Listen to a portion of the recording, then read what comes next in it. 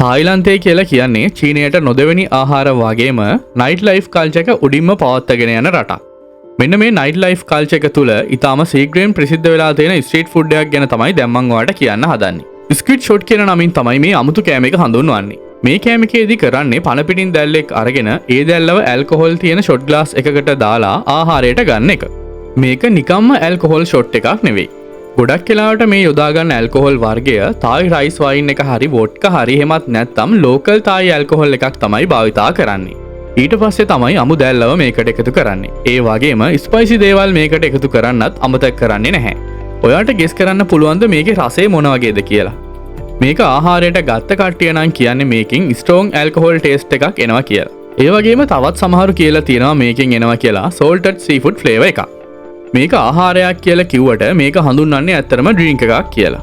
තායිලන්තේ night life culture එක ඇතුලේ මේක ඇත්තටම ඩ්‍රින්ක් එකකට එහා ගියපු චැලෙන්ජ් එකක්. දැල්ල පන පිටින්ම ආහාරයට ගන්න වෙන හින්දා මේක පළවෙනි පාර try කරන කෙනෙකුට නම් ෂොකින් එක්ස්පීරියන්ස් එකක් එනවා කියලා තමයි මිනිස්සු හඳුන්වන්නේ. මේ concept එක අලුත් එකක් හින්දා social media මාධ්‍ය ඇතුලේ මේක සෑහෙන විදිහට viral වුණා. ඒ වගේම මේක ඉතා වැදගත් දෙයක් කතා කරන්න තියෙනවා අපිට. මේ ස්ක්විඩ් ෂොට් කියන එක ස්ට්‍රෝං ඇල්කොහොල් එකක් හින්දා අධික ලෙස පානය කිරීම සෞඛ්‍යයට හිතකර නැහැ. සීෆුඩ් ඇලර්ජි තියෙන කට්ටියටත් මේක ආහාරයට ගන්න එපා කියලා තමයි වෛද්‍යවරුන් පවසන්නේ. ඔයා මොකද හිතන්නේ? ඔයාට තායිලන්ඩ් ස්ක්විඩ් ෂොට් එක try කරන්න අවස්ථාවක් ආවොත් ඔයා ස්කිප් කරනවද එහෙම නැත්නම් මේක ආසාවෙන් ඩ්‍රින්ක් එකක් ගන්නවද?